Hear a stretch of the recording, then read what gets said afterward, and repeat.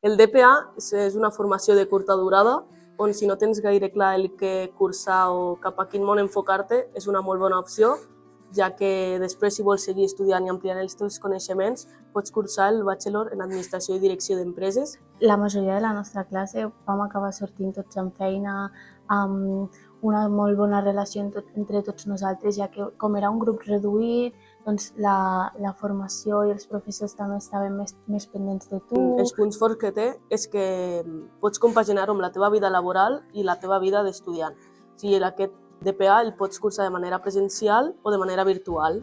Les pràctiques al DPA són bastant consistents, és a dir, són 400 hores d'estades i la veritat que al ser tan llarga la durada, doncs també els empresaris els dona més temps de veure com treballes. Un altre punt fort del DPA és l'assignatura d'anglès, on els professors ens ensenyen un anglès més enfocat a l'administració i comptabilitat d'empreses. Si has fet bé la teva estada, si li has agradat a l'empresa, si has aconseguit fer bé la teva feina, la majoria d'empresaris es queden amb tu. Els coneixements que més ens han donat aquí des de la uni va ser molta comptabilitat, que això és un punt molt a favor a l'hora de buscar feina, perquè avui en dia és una feina que sempre és molt demandada i sempre tens un punt de partida que és ser comptable.